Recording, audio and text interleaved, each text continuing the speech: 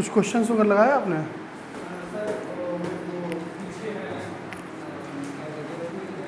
हम्म हम्म।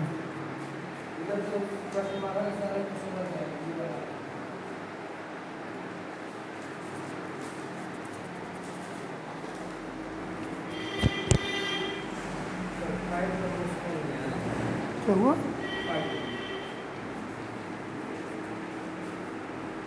अरे strictly determinable तब होगा, बताया था अगर आपको याद होगा तब, कि अगर भी बार है ना इज इक्वल टू भी बार इज इक्वल टू क्या हो जाए, भी हो जाए। और जब ये जब दोनों इक्वल हो जाते हैं तो क्या क्या होता था उस केस में, फेयर गेम हुआ करता था। अगर आपको डेफिनेशन याद है तो डेफिनेशन मैंने लिखवाया नहीं, तो यही गलती किया था हमने। स्ट्रिक्टली डिटर्मिनेबल तब होगा जब ये भी हो जाए। हाँ, दिक्कत क्या आ रही है इसमें? ये टर्म अगर नहीं समझ में आता, ये क्वेश्चन भी नहीं समझ में आया होगा, क्योंकि ये क्वेश्चन मैंने क्लास में करवाया था। हाँ, देख लीजिए, इसको देख लीजिए।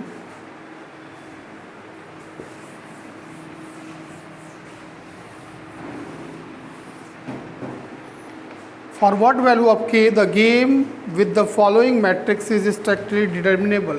एक प्लेयर A है, player A, player B,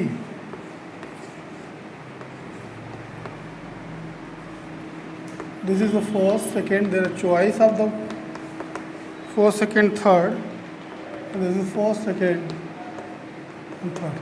There are three strategy used by these two, है ना।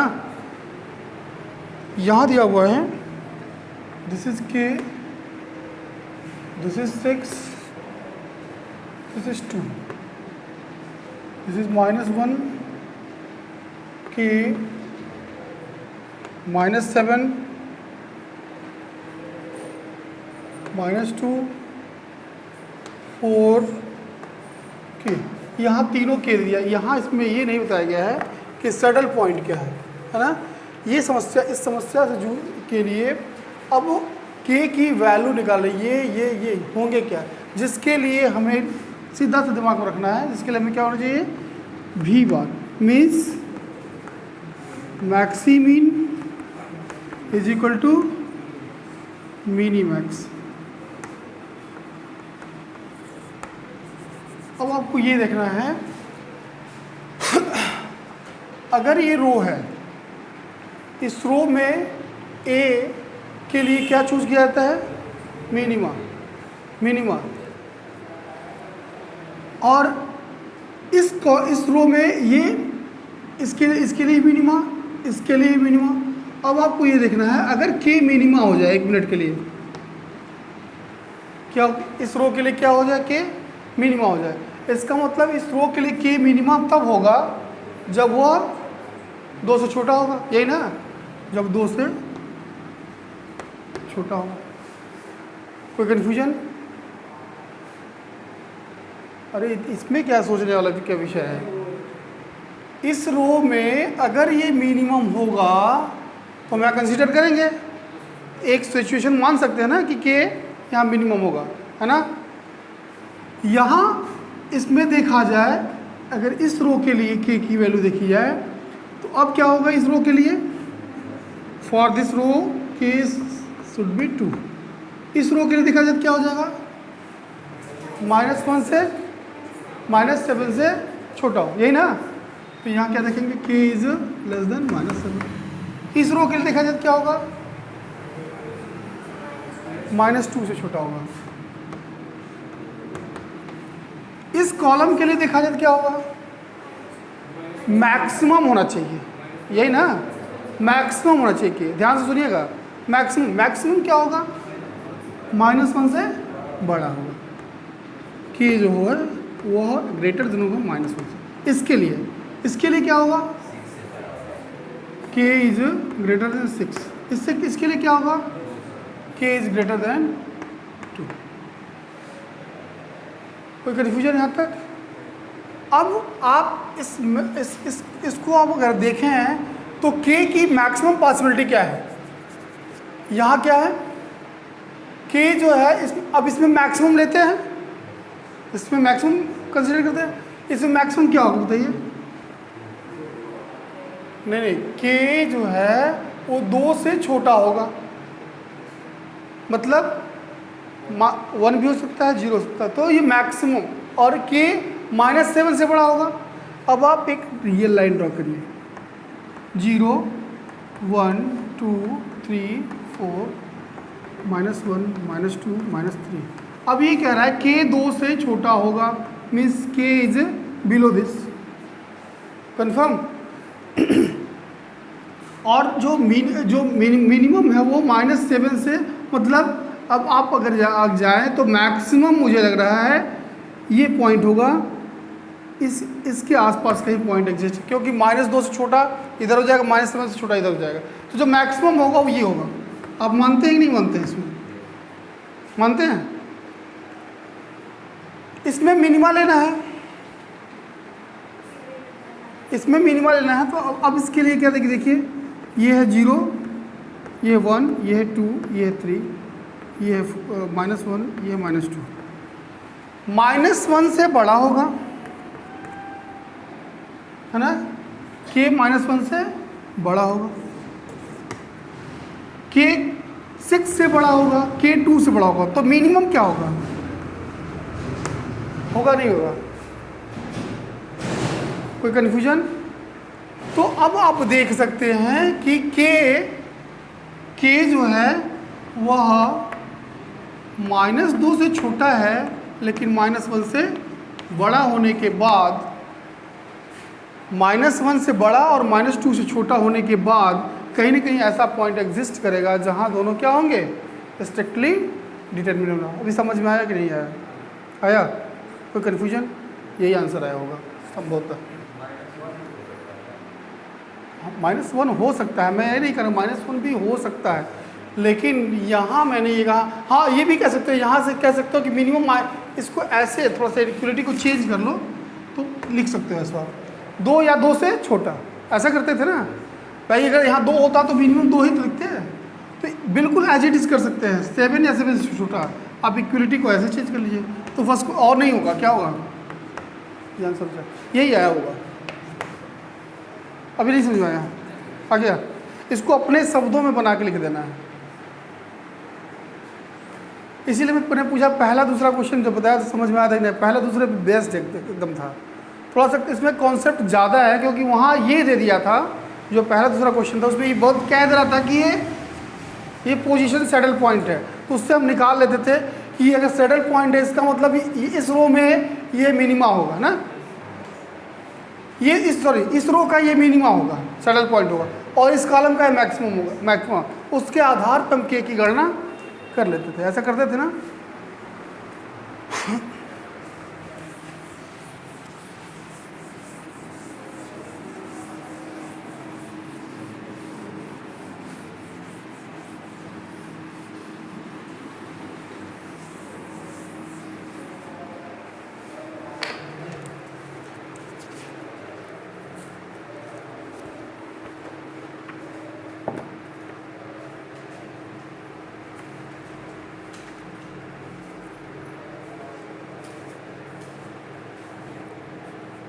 लिख लीजिए ट्रांसपोर्टेशन प्रॉब्लम, ये एक अच्छी बुक मिल गई है, जो आपसे बहुत बढ़िया तरीके से मेथड डिस्क्राइब है। स्टेप कम से कम मेथड के तीनों लिख लीजिए। मैक्सिमम क्वेश्चन बता दिया था हमने, एक लोएस्ट उस पर बता दिया, नॉर्थ वेस्ट कॉर्नर रूट पे प्रॉब्लम करवा दिया था, है ना, किया था घर पे जाके? नहीं किया था? किसी ने नॉर्थ वेस्ट कॉर्नर रूट पे प्रॉब्लम किया था घर पे? हो जा रहा है? कोई समस्या आ रही है इसमें? अब आज जो बताएंगे, हाँ तो देखो 3 मेथड हैं अभी हम बता रहे हैं, वही बताने जाएंगे। हमें कास्ट निकालने के लिए 3 मेथड दिए गए हैं, 3 मेथड, एक लोवेस्ट कास्ट, एक नॉर्थ वेस्ट कॉर्नर रूल, और तीसरा क्या है, वोगेल मेथड। वोगेल मेथड से जो सोल्यूशन आता है ना, वो मैक्सिमम ऑप्टिमल होता है, या तो ऑप्टिमल होता है या तो नियर टू ऑप्टिमल होता है वोगेल मेथड से।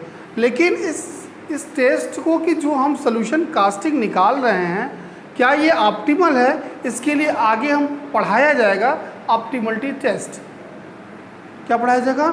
Optimality test, MALITY test. इसमें बताया ये जाएगा कि जो आपने एलोकेशन किया हुआ है, जो कुछ भी आपने एलोकेशन दिया हुआ है ना, रिक्वायर्ड कास्ट के अगेंस्ट सप्लाई और डिमांड का, वह आपके हिसाब से तो सही है, लेकिन एज पर द रूल वो सही है कि नहीं है, इसके लिए ऑप्टिमलिटी टेस्ट में हम मोदी मेथड पढ़ेंगे, मोडी मेथड, MODI। ये थोड़ा कठिन है। इसमें हम सब कुछ करते हैं, फिजिबल सोल्यूशन निकालने के बाद सब कुछ करते हैं। फिजिबल सोल्यूशन निकालने के बाद हम जो एंट्री लोकेटेड है वहाँ हम CI, UI और VI की वैल्यू निकालते हैं, फिर उसके अगेंस्ट हम एम्पटी सेल के लिए निकालते हैं, और ये पाते हैं कि वो जो चीज़ें हैं कि सारे एलोकेशन, अगर सारे एलोकेशन XIJ पॉजिटिव हो जाते हैं तो हम कहते हैं कि ऑप्टिमल है। बहुत सारे ऐसे एलोकेशन होंगे जो नेगेटिव पे जाएंगे, ये बताया जाएगा आपको। ये ऑप्टिमलिटी टेस्ट के अंतर्गत सारी क्वेरी दूर हो जाएगी आपकी, क्योंकि यह ज़रूरी नहीं है कि जो आप ट्रांसपोर्टेशन कास्ट निकाल रहे हैं वो ऑप्टिमल है। उसके लिए हमें टेस्ट पढ़ाया जाएगा आगे चेक करने के लिए, है ना।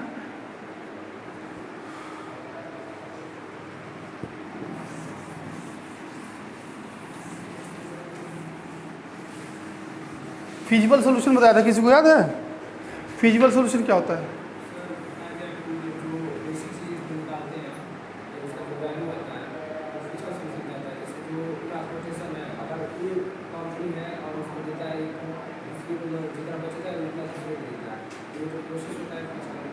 जो एलोकेशन होता है that allocation is set to the feasible solution, ये बताया था ना। लिख लीजिए, कुछ कंटेंट ऐसे हैं, लिख लीजिए। मैथमेटिकल फार्मूलेशन नहीं आएगा। ऑपरेशन रिसर्च क्यों पढ़ते हैं, ट्रांसपोर्टेशन क्यों पढ़ते हैं, ये लिखवाने की अगर ज़रूरत है तो लिखवा देंगे, कोई इशू नहीं है, लेकिन हमें नहीं लग रहा कोई ज़रूरत है लिखवाने की। ट्रांसपोर्टेशन प्रॉब्लम क्यों पढ़ते हैं? ट्रांसपोर्टेशन प्रॉब्लम क्यों पढ़ते हैं? अपने खर्चे को सोर्स से डेस्टिनेशन तक जो भी कास्टिंग है उसको मिनिमाइज करने के प्रोसेस को हम ट्रांसपोर्टेशन प्रॉब्लम पढ़ते हैं, ठीक ना। इसमें 2-3 कंटेंट ऐसे हैं जो नोट कर लीजिए, डेफिनेशन पूछे गए हैं। जो feasible solution,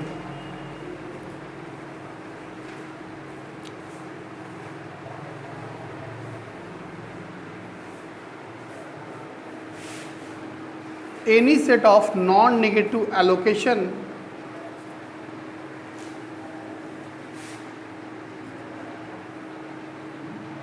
any set of non-negative allocation Xij greater than or equal to 0,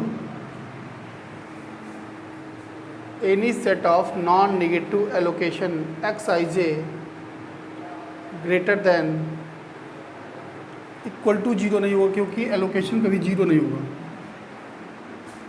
greater than 0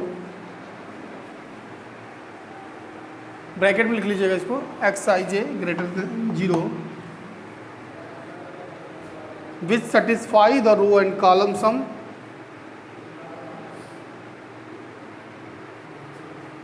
which satisfy the row and column sum is called a feasible solution, called a feasible solution।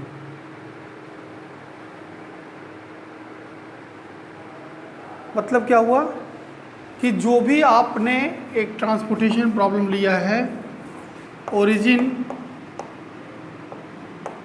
और destination के according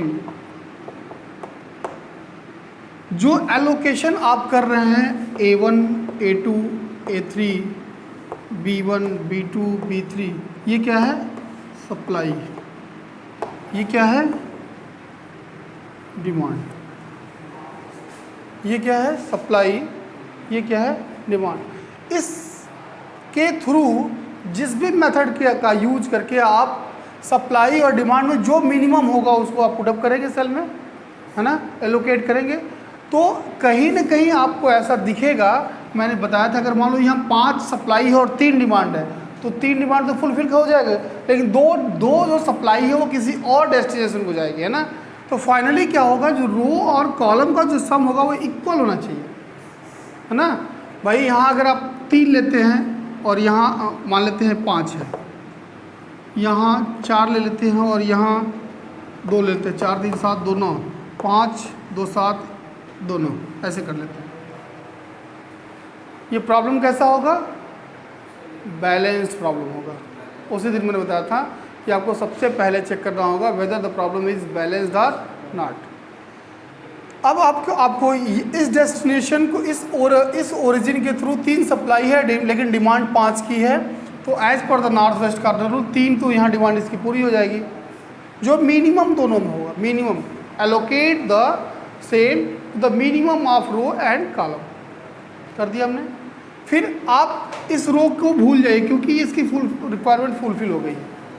अब अभी क्या करेंगे, फिर हम यहाँ इस कॉर्नर पे आएंगे, बताया था, याद अगर याद है, इस कॉर्नर पे आएंगे तो अभी आपके पास 2 की पॉसिबिलिटी है और 4 सप्लाई भी है, तो इन दोनों में क्या क्या होगा भाई, यहाँ 5 था, 3 एलोकेट हो गया, 2, तो 2 हम मिनिमम इसको एलोकेट कर सकते हैं। फिर क्या होगा, अभी हम और आगे बढ़ेंगे। अब हम और आगे बढ़ेंगे तो ये देखेंगे कि अभी भी हमारे पास कितने बच रहे हैं, 2, है ना। तो इन दोनों में जो मिनिमम होगा अगले को जाएगा, कंफर्म। तो अभी ये भी कंप्लीट हो गया हमारा, ये भी कंप्लीट हो गया।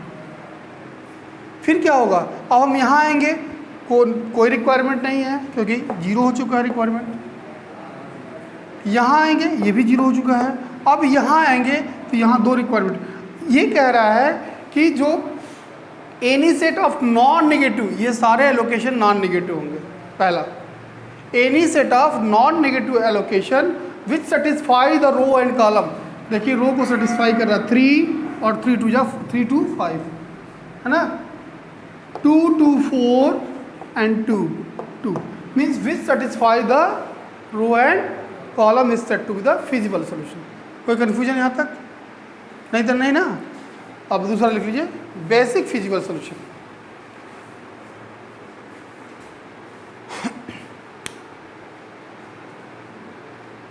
आप एग्जाम्पल के लिए इस तरह की चीज़ों को दे सकते हैं अपने पास से बना के, कोई एडिशनल नहीं कि बुक का एग्जाम्पल दें। आप डिमांड और सप्लाई जनरेट कर सकते हैं। Basic feasible solution,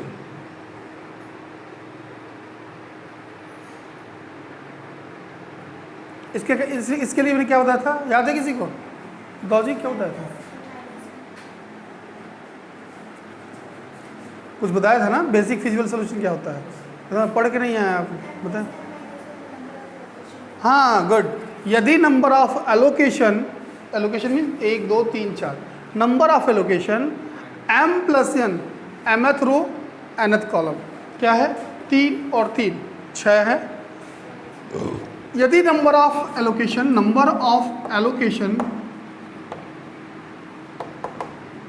is equal to the m+n-1, so in this case the said solution is said to be the basic feasible, है ना। और इसी को हम अभी आगे बताएंगे नॉन डिजेनरेट।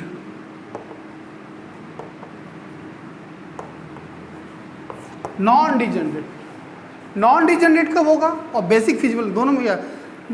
अगर कोई सोल्यूशन बेसिक फिजिबल है तो कोई ज़रूरी है कि नॉन डिजेनरेट भी हो। नॉन डिजेनरेट के लिए एक दूसरा कंडीशन है कि वह इस शर्त को संतुष्ट करता हो, लेकिन उसके साथ वो सभी जो एलोकेशन वो क्या हो, इंडिपेंडेंट हो। अब इंडिपेंडेंट का क्या मतलब हुआ? अगर आप यहाँ से स्टार्ट कर रहे हैं, है ना, यहाँ से स्टार्ट कर रहे हैं, आप यहाँ गए और आपको दिखेगा यहाँ एलोकेशन है ना, तो आप यहाँ जाके यहाँ जाएंगे। मतलब अगर लूप कंप्लीट हो रहा है तो उस केस में एलोकेशन डिपेंडेंट कहलाएगा। मेरी बात समझिएगा, अगर कोई लूप कंप्लीट हो रहा है तो उस केस में क्या कहलाएगा? डिपेंडेंट कहलाएगा। फॉर एग्जांपल अगर ये एलोकेशन यहाँ ना होकर के यहाँ हो जाता तो यहाँ से हम जाते और ऐसे एक लूप बनता। तो ये जो एलोकेशन होते क्या कहते हैं, डिपेंडेंट कहलाते। समझ में आ रहा है। तो दूसरी शर्त क्या है, नॉन डिजेनरेसी की क्या है, इंडिपेंडेंट हो, डिपेंडेंट नहीं, इंडिपेंडेंट हो एक दूसरे पे, है ना। तो दो शर्तें हैं नॉन डिजेनरेसी की। पहला कि if the number of allocation is equal to M क्या है, नंबर ऑफ रो, एन क्या है, नंबर ऑफ कॉलम। तो m प्लस एन, यहाँ क्या दिख रहा है आपको, एक, यहाँ क्या दिख रहा है, 1 2 3 4, लेकिन 3 3 6 है ना। तो 6 है, 3 + 3 - 1 इट मीन्स 5, और एलोकेशन कितना है, 4 है। इसका मतलब सबसे पहली प्राइमरी कंडीशन जो है डीजनरेट हो गया ना। मतलब ये प्रॉब्लम कैसा है, नॉन डीजनरेट नहीं है, कैसा है, डीजनरेसी की प्रॉब्लम है ना। ये सारी चीज़ें ऑप्टिमलिटी टेस्ट में पढ़ाई, ये सब कुछ पढ़ाया जाएगा कि कैसे हम डीजनरेट को नॉन डीजनरेट में कन्वर्ट करेंगे, है ना। कैसे वो बेसिक फिजिबल सोल्यूशन कहलाएगा। कोई कन्फ्यूजन यहाँ तक?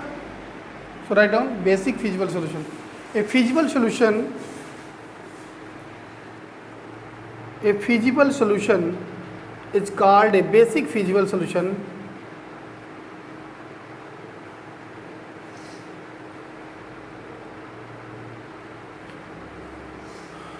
It's called a basic feasible solution if the number of non-negative allocation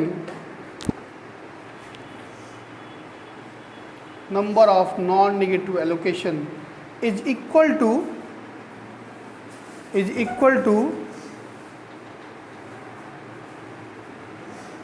m plus n minus 1, is equal to m plus n minus 1, comma, where m is the number of row,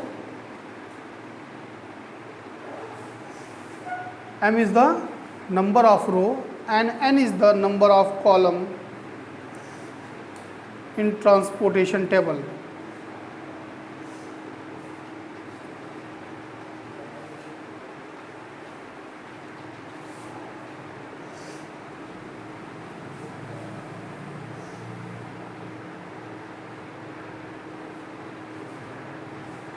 है ना।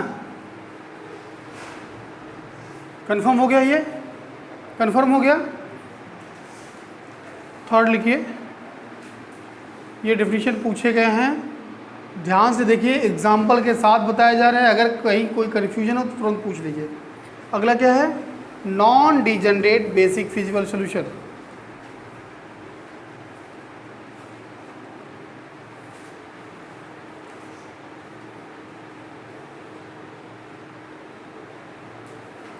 Any feasible solution या any solution जो लिखना चाहें, any feasible solution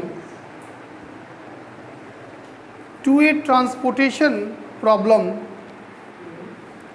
any feasible solution to A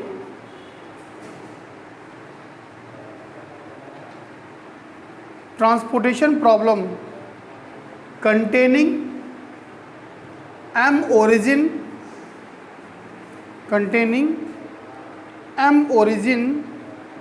and n destination,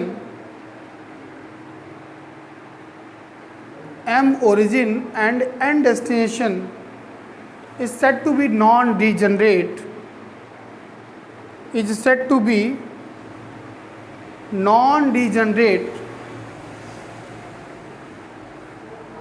first पहला point, if it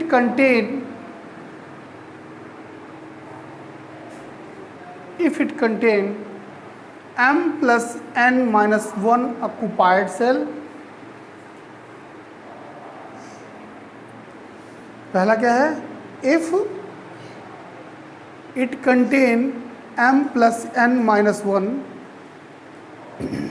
ये है m plus n minus 1 occupied cell. पहली कंडीशन क्या है, यदि इसके पास इतने ऑक्यूपाइड सेल हों, और दूसरी कंडीशन प्राइमरी क्या है, क्या है? ईच एलोकेशन, दूसरी कंडीशन लिख रहे हैं, each allocation is in independent position, each allocation is in independent position.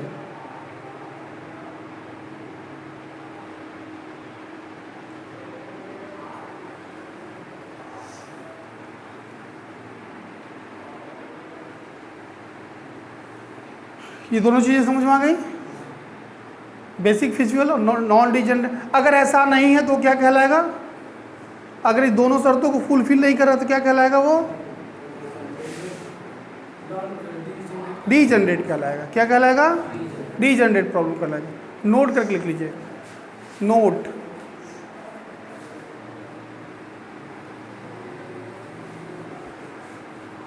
The allocation are set to be independent position. जैसा मैंने बताया इंडिपेंडेंट पोजीशन क्या होता है, एग्जाम्पल से तो बता दिया, लेकिन कोई पूछा होता क्या है तो उसके बारे में लिख लीजिए। The allocation are set to be in independent positions, comma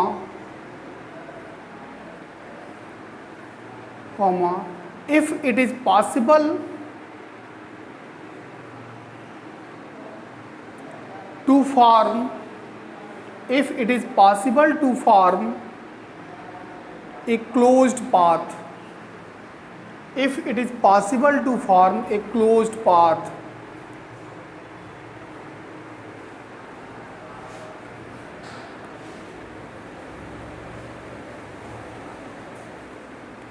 closed path का मतलब भी बता दिया अभी जस्ट बताया। क्या बताया? क्लोज्ड पाथ कब होगा या डिपेंडेंट कब हो गए? गंदा हो जा रहा है, पैंट ही गंदा हो जाएगा पहुँचते पहुँचते कॉलेज। हाँ, जब इंडिपेंडेंट पाथ तब होगा जैसे बहुत सारे ऐसे एलोकेशन होंगे, एक यहाँ हो गया, एक यहाँ हो गया, एक यहाँ हो गया, एक यहाँ हो गया। जब कभी भी कॉर्नर पॉइंट क्या हो रहा है, एग्जिस्ट करते हो ना, एग्जिस्ट करते हो तो वो लूप बनाएगा। जो लूप बनाएगा तो वो डिपेंडेंट कहलाएगा, इंडिपेंडेंट नहीं कहलाएगा ना। तो उसके लिए लिख लीजिए नीचे, क्लोज्ड पाथ मीन्स, नीचे लाइन से लिख लीजिए, closed path means by allowing, closed path means by allowing, ALLOWING, horizontal and vertical lines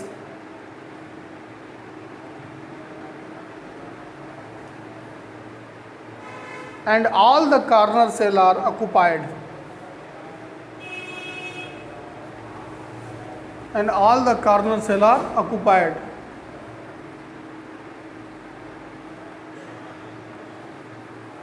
हो गया?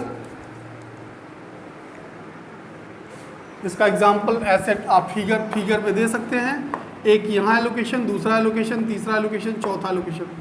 आप इसका एग्जाम्पल इस फिगर के थ्रू दे सकते हैं। एक यहाँ एलोकेशन, यहाँ एलोकेशन, यहाँ एलोकेशन, यहाँ एलोकेशन, यहाँ एलोकेशन। ये कैसे हैं? ये डिपेंडेंट है, इंडिपेंडेंट है? दोनों ही डिपेंडेंट हैं। इंडिपेंडेंट कौन सा होगा? जो एक यहाँ हो, यहाँ हो, यहाँ हो, यहाँ हो, है ना? तो ये इंडिपेंडेंट। तो डिपेंडेंट का एग्जाम्पल में इस तरह का फिगर बना लीजिए, इंडिपेंडेंट के एग्जाम्पल में इस तरह का फिगर अपने आप से बना लीजिए कहीं, ताकि आपको लगे कि ये चीज़ें क्लियर हैं।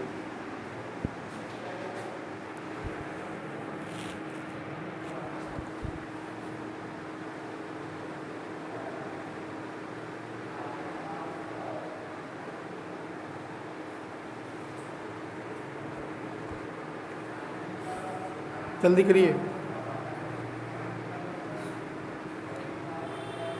अगला लिख लीजिए, degenerate feasible basic feasible solution,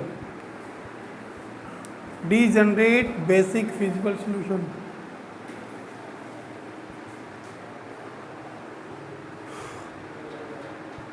if a basic feasible solution contain,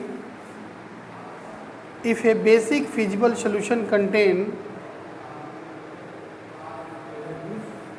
if a basic feasible solution contain, कब होगा? contain less than m plus n minus 1 allocation. जब इस एलोकेशन से इससे अगर एलोकेशन की संख्या लेस देन है, number of allocation is less than to the m plus n minus 1, so in this case क्या हो जाएगा, वो डीजेनरेट, है ना, क्या होगा, degenerate. If a feasible solution contain less than m plus n minus 1 non negative allocation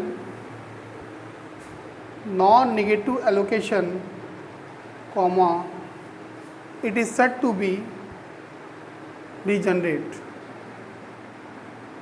comma it is said to be degenerate।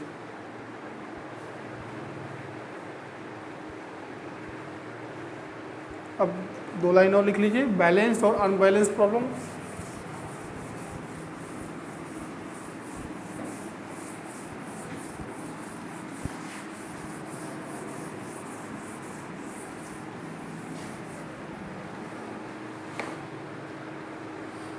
लिख लीजिए, लेट अस कंसीडर, नीचे लिखिए बैलेंस एंड अनबैलेंस, हेडिंग डाल लीजिए, balance and unbalance problem.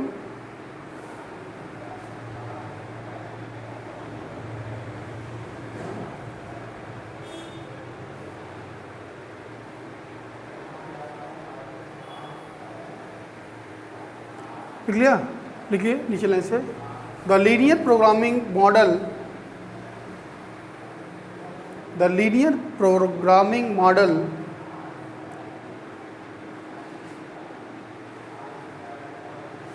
representing the transportation problem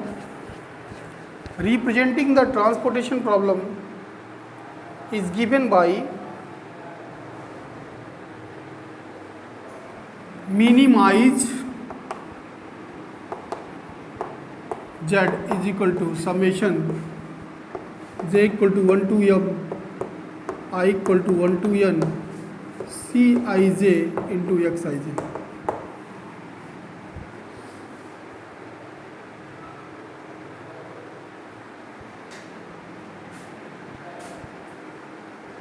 है ना, Cij equal to Xi। इसका मतलब समझ में आ रहा है, ये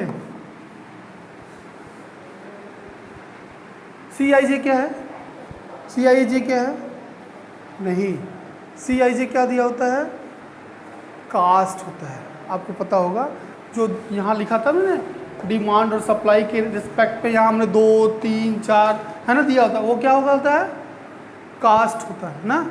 और Xij क्या है, एलोकेशन है ना। तो आप जब मिनिमाइज करते हैं, ट्रांसपोर्टेशन कास्ट निकालते देख करते हैं ना कि ये इसका अगर यहाँ 2, 3, 4 ऐसे है और आपने इसको 3 एलोकेशन 3, 2, 1 किया हुआ, तो जब कास्टिंग निकालते हैं क्या लिखते हैं, 3 × 2 + 2 × करते हैं ना। तो ट्रांसपोर्टेशन कास्ट का मतलब क्या होता है कि इसको मिनिमाइज करना है ना, मिनिमाइज करना। ये लिख लिया। इसके बाद ये इक्वेशन नंबर 1 डाल दीजिए, subject to constraint, subject to constraint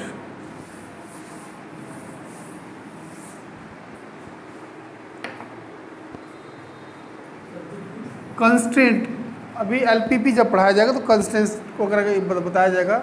अगर आपको एलपीपी पढ़ाया जा रहा होगा कॉलेज में, यूनिवर्सिटी में, कुछ पढ़ाया गया कि नहीं इसमें, अभी कुछ नहीं, नहीं जाओ भाई। अच्छा, वहाँ पे गेम 3 चल रहा था, कहाँ पढ़ते हो, Xij इक्वल टू AI लिख लो। J is vary from 1 to n, I is vary from 1 to 3 n।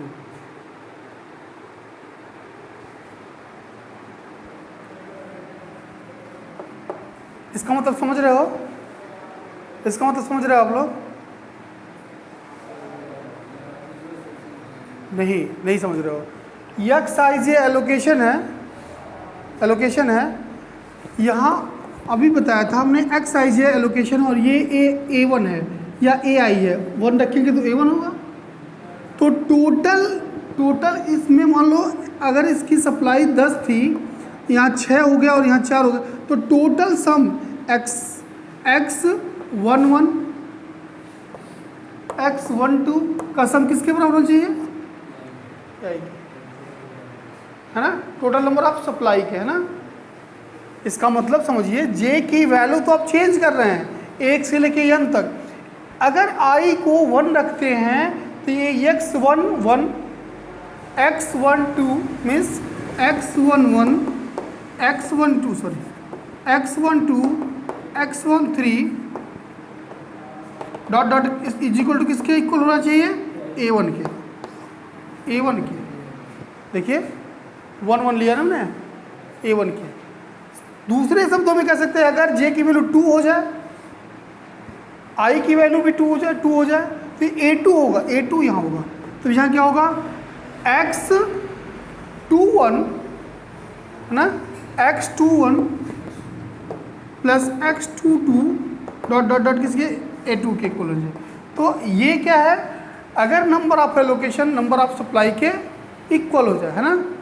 दूसरा क्या होगा, दूसरा क्या होगा इसका, ठीक एज इट इज होगा कि number of X I J is equal to किसके इक्वल हो जाए, बी जे के। किसके इक्वल हो जाए, बी जे के। मतलब क्या हुआ कि कॉलम का भी सम अगर इसके इक्वल हो जाए तभी तो आप मिनिमाइज कास्ट करेंगे। तो सब्जेक्ट ये कंस्ट्रेंट है उसके, इसको मिनिमाइज करने की क्राइटेरिया है कि अगर ये और ये दोनों क्या हो जाए, इक्वल हो जाए। तो इसको लिख लीजिए एंड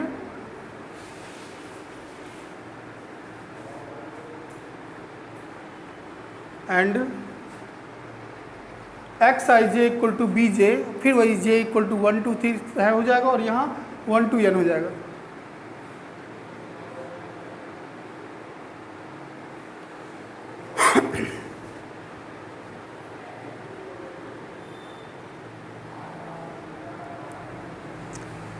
इसके ब्रैकेट में यहाँ लिख सकते हैं रो सम, अदर वर्ड में लिख सकते हैं, यहाँ लिख सकते हैं कॉलम सम।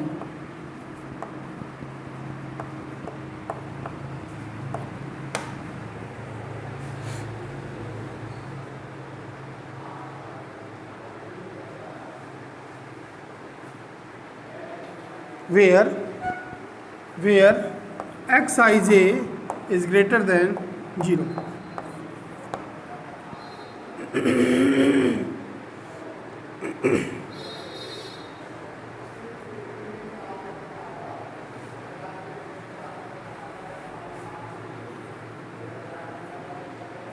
हो गया।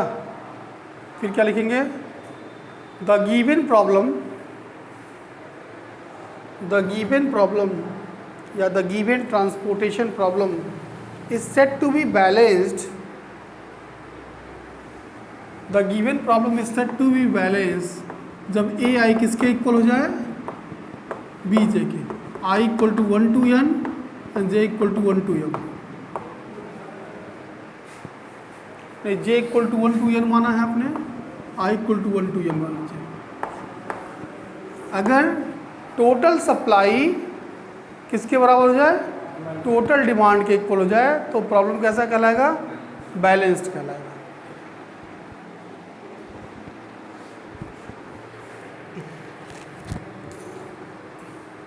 दैट इज, ये लाइन लिख लीजिए, दैट इज, इसके बाद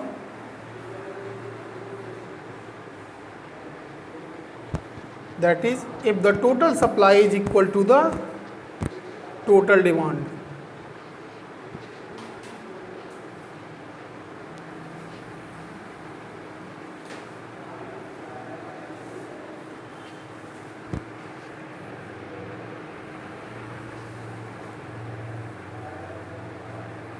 हो गया।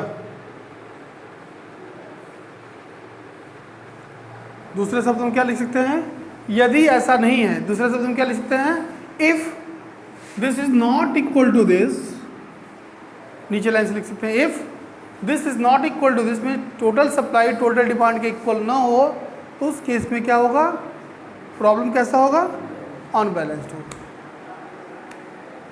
If this is not equal to this,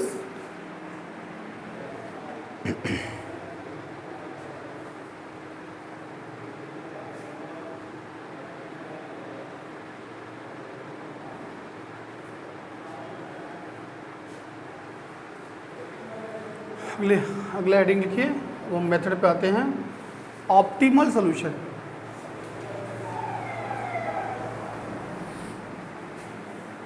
जिसके लिए हम ऑप्टिमलिटी टेस्ट बताएंगे।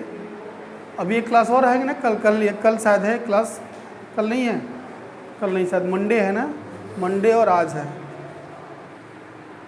चलो मंडे ख़त्म हो जाएगा ये ऑप्टिमल सॉल्यूशन।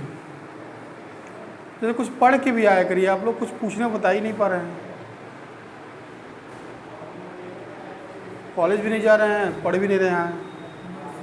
सॉल्यूशन जैसे कम से कम नॉर्थ वेस्ट कॉर्नर पर सारे प्रॉब्लम कर लेने चाहिए। कोई भी प्रॉब्लम हो आपको उस मेथड से कर डालिए, तैयार हो जाएगा एटलीस्ट, है ना। डेफिनेशन पूछे जाते हैं, डेफिनेशन पढ़ लीजिए। जैसे बहुत खुशी हुई कि ये पढ़ के आया, कुछ पूछा है और सेटिस्फाई हो गया, इसका मतलब इसने गेम थियरी पढ़ा है, समझ में आया। तो आप भी पढ़िए बिना पढ़ने। हाँ, आंसर में मत जाइए, आप प्रोसेस को अपनाइए। आंसर गलत हो सकता है आपकी बुक का, लेकिन प्रोसेस गलत नहीं होना चाहिए। मैथमेटिक्स में सब प्रोसेस पे जाइए।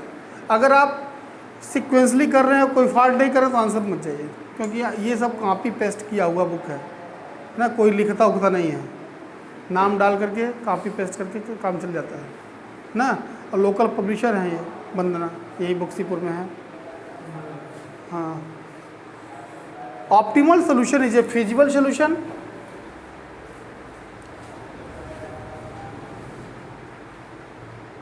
optimal solution is a feasible solution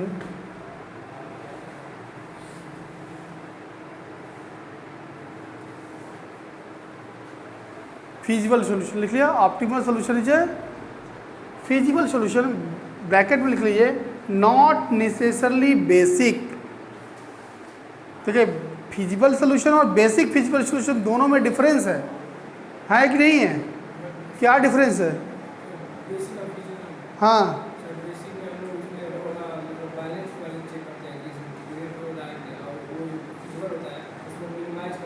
नहीं, फिर आप नहीं समझ रहे हैं। Basic solution, feasible solution, basic feasible solution में सिर्फ इतना अंतर है, फिजिबल सोल्यूशन, सारे सोल्यूशन फिजिबल होंगे कब? जब एलोकेशन क्या हो? पॉजिटिव हो, यही ना। फिर वो फिजिबल सोल्यूशन बेसिक कब हो जाएगा? जब number of allocation is equal to m + n - 1 हो जाए, तो वो बेसिक कहलाएगा। दोनों डिफरेंस समझ में आया? अभी आया समझ में? फिजिबल सोल्यूशन कब होगा? जब एलोकेशन, कोई भी एलोकेशन यहाँ आप दे रहे हैं, वो सभी क्या होंगे? पॉजिटिव होंगे, दैट इज फिजिबल।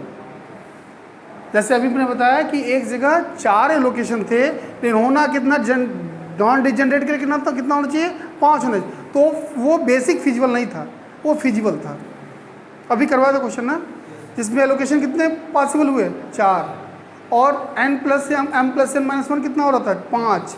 तो वो सोल्यूशन फिजिबल था, लेकिन बेसिक नहीं था। समझ में आया? तो यहाँ कहा जा रहा है optimal solution is a feasible solution in bracket not necessarily basic bracket close which minimize the total cost, which minimize the total cost।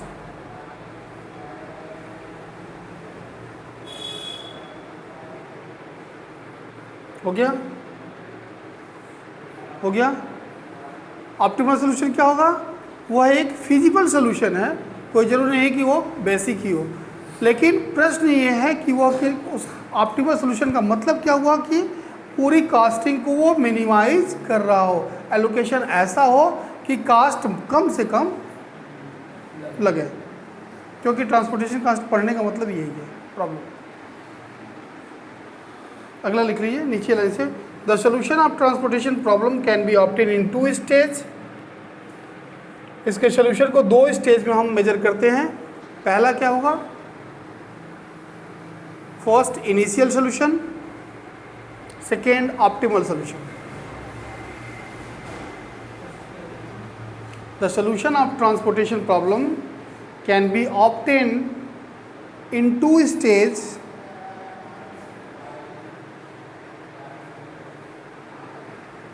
पहला इनिशियल, फर्स्ट क्या होगा? इनिशियल, और सेकेंड क्या होगा? ऑप्टिमल। मीन्स जो हम सोल्यूशन अभी निकालते हैं north west corner rule, lowest cost entry method या वोगेल मेथड से, वो कैसा सोल्यूशन होता है? वो इनिशियल होता है, नॉट ऑप्टिमल। नेसेसरी नहीं है कि जो आप सोल्यूशन इन तीनों मेथड से निकाला हो वो ऑप्टिमलिटी को होल्ड करता हो। इसके लिए ऑप्टिमलिटी चेक टेस्ट होता है, जो हम टेस्ट आगे जाके करेंगे, है ना। तो इसके लिए लिख लीजिए, there are to find the initial solution,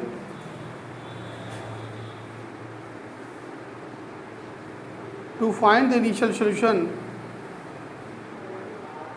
we can use the three method. First, one of the three method, ऐसे लिख लीजिए, one of the three method. अगर कहा ना जाए तो, क्योंकि क्वेश्चन बाय नेम पूछे जाते हैं, इसलिए ऐसा भी हो सकता है कि आपसे कहा जाए कि इस मेथड का यूज करिए। पहला क्या है? North west corner rule, NWCR। दूसरा है लिस्ट कास्ट मेथड और मैट्रिक्स।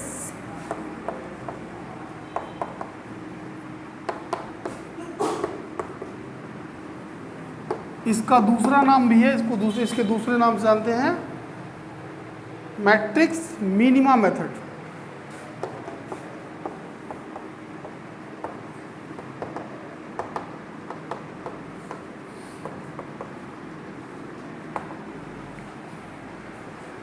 और तीसरा है Vogel approximation method, VAM, VODGEL approximation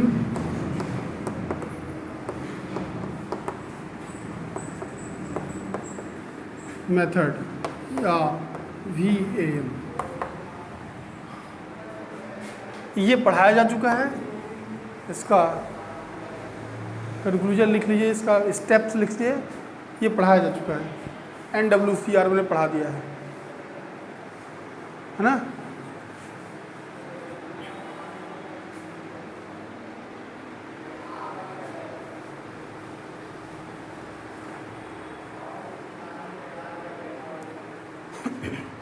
नीचे नोट लिख लीजिए, ये लिखने के बाद नोट लिख लीजिए एक लाइन का।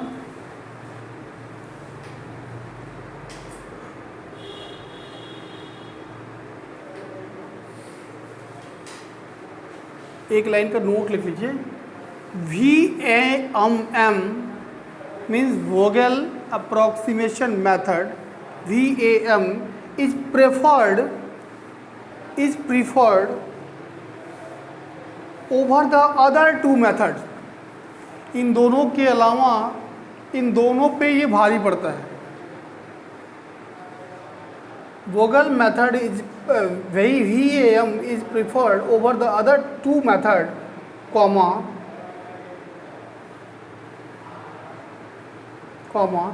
since the initial basic feasible solution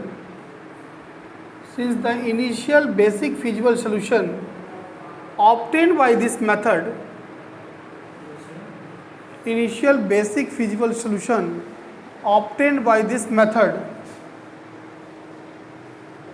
is either optimal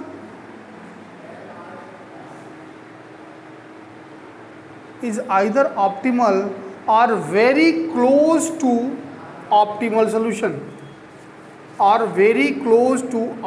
solution,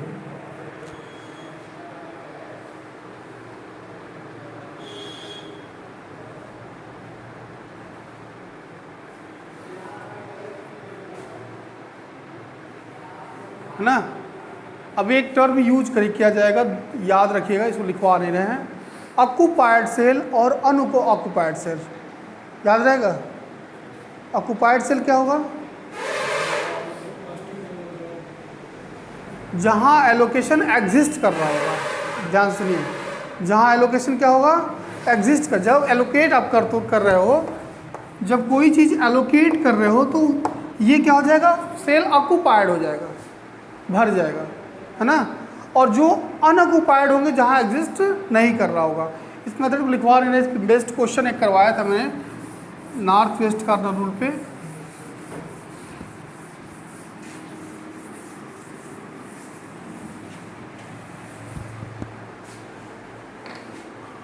question लिख लीजिए।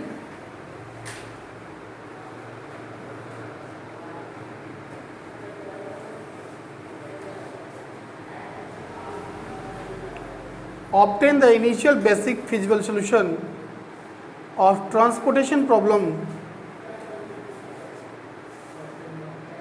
Obtain initial basic feasible solution of transportation problem.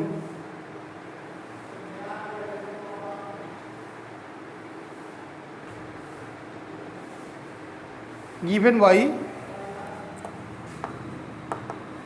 origin oblique destination, origin हो जाएगा O1, O1 से लेकर के 4 तक, O1, O2, O3, O4। Destination हो जाएगा 3 डेस्टिनेशन D1, D2, D3।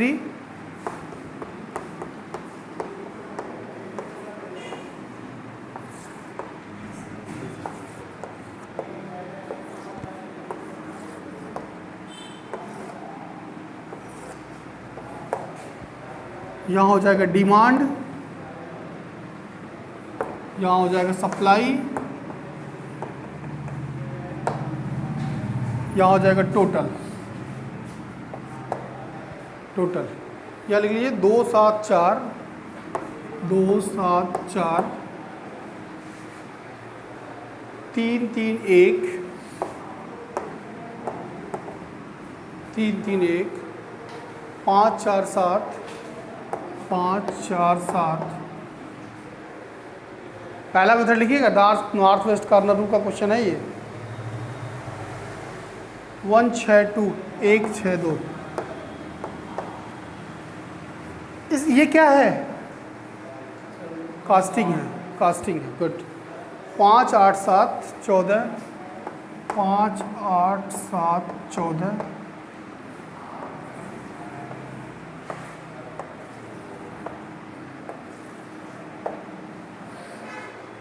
7, 9, 18, 7, 9, 18। अब यहाँ देखें आप, 9, 7, 16, 34 हो जाएगा, मुझे लग रहा है 34 हो जाएगा।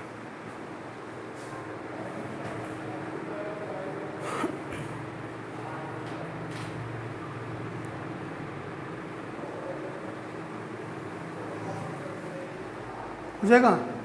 स्टार्टिंग प्रॉब्लम का जो सोल्यूशन क्या करते हैं, पहले ये लिखते हैं फ्रॉम द गिवन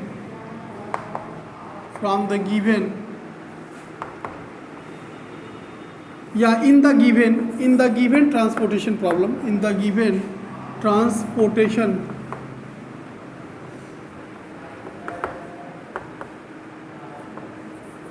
प्रॉब्लम क्या है? In the given transportation problem, number of supply या total supply, TOTAL SUPPLY, supply is equal to total demand equal to 34। That is देखिए आप, 8, 5, 13, 7, 20, 10, 30, 34 हो गया। तो टोटल सप्लाई जो है वो टोटल डिमांड को इक्वल है। तो कैसा होगा प्रॉब्लम? हाँ, तो पहले आप बताएंगे कि in the given transportation problem total supply is equal to total demand is equal to 34। That is the problem is of balance type. That is the problem is of balance type. ये लिखेंगे, ये सब लिखेंगे।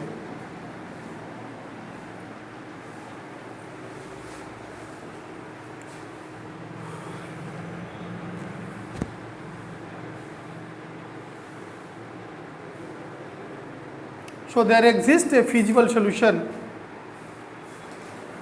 So there exists a feasible solution for the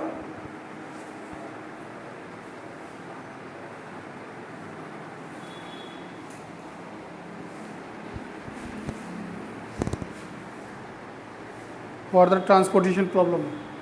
north west corner rule क्या क्या कहता है?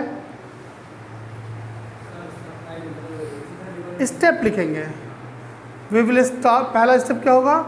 हम नॉर्थ वेस्ट कॉर्नर रूल के पहले एलोकेशन मीन्स स्टार्टिंग फ्रॉम कहाँ से? A11 से, है ना, नॉर्थ वेस्ट कार्नर। अब हम ये देखेंगे, ध्यान से देखिए, फिर से सुन लीजिए ध्यान से, क्योंकि ये मेथड खत्म हो फिर इसको पढ़ाया नहीं जाएगा।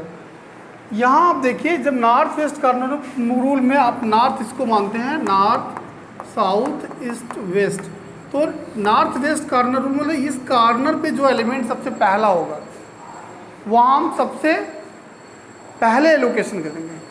पहले एलोकेशन देने का मतलब है, अब यहाँ सप्लाई और डिमांड में जो मिनिमम होगा, है ना, यहाँ 5 की सप्लाई है, डिमांड 7 है, तो जो मिनिमम इनमें होगा allocate in this method we allocate A1 in B and B1 minimum of A1, B1। नहीं समझे? मिनिमम ऑफ A1, B1 कहाँ यहाँ एलोकेट करेंगे?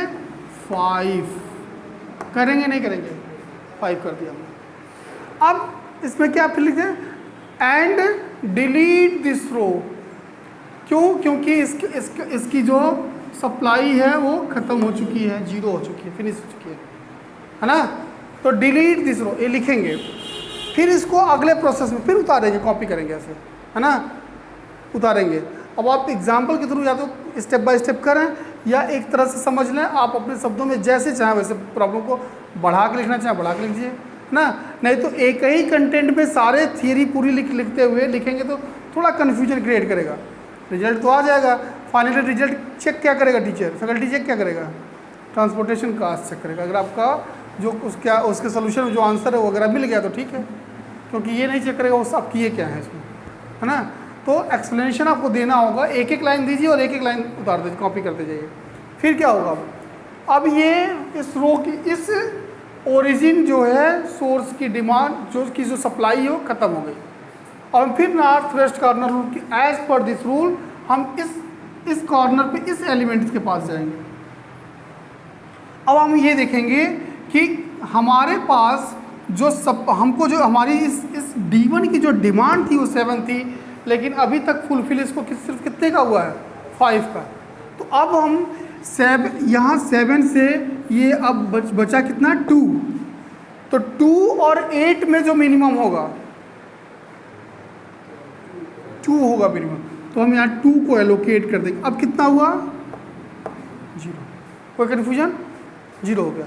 फिर देखेंगे कि अब ये इस की सप्लाई तो 8 थी, लेकिन अभी भी 6 इसके पास बचा हुआ है ना। अब 6 के लिए हम आगे जाएंगे, तो आगे ये जाएंगे तो ये देखेंगे कि इस D2 की तो जो डिमांड है वो 9 की है, लेकिन सिर्फ 6 की सप्लाई पॉसिबल है। तो जो मिनिमम होगा दोनों का ना, तो कितना करेंगे? इसको 6 दे देंगे। कितना हो गया? 0। कोई कन्फ्यूजन? तो आप देखिए यहाँ 0 हो गया, यहाँ कितना हुआ? 3 बचा। कोई दिक्कत? अब ये भी रो और ये भी रो और ये भी रो सब डिलीट हो जाएगा ना, क्योंकि यहाँ कोई डिमांड सप्लाई नहीं बची। अब यहाँ हम आएंगे नॉर्थ वेस्ट कॉर्नर पे, ये पड़ेगा फिर ना, क्योंकि अगर ये डिलीट कर दिया आपने, ये डिलीट कर दिया, ये डिलीट कर दिया, तो ये बचेगा। यहाँ आएंगे। अब यहाँ आने के बाद आप देखेंगे 3 की डिमांड है, लेकिन सप्लाई हमारे पास कितने की है? 7। तो हम इसको 3 एलोकेट कर देंगे और ये डिमांड ही 0 कर देंगे, है ना। डिमांड क्या हो गया? 0। अब क्या करेंगे? फिर आगे जाएंगे। अभी हमारे पास 4 सप्लाई बची हुई है ना। अब हम आगे जाएंगे तो ये देखेंगे कि हमारे पास 4 की तो सप्लाई, लेकिन डिमांड 18 का है, तो 4 यहाँ दे देंगे। ये क्या हो गया? 0 हो गया, है ना। ये भी कंप्लीट हो गया, ये भी कंप्लीट हो गया। देखिए 3 ये भी डिमांड सब डिमांड सप्लाई देखिए धीरे धीरे 0 हो रहा है, नहीं हो रहा है। अब अगला क्या है? एक एलिमेंट बचा है जिसमें यहाँ 14 की सप्लाई और 14 की डिमांड, इसको 14 देंगे।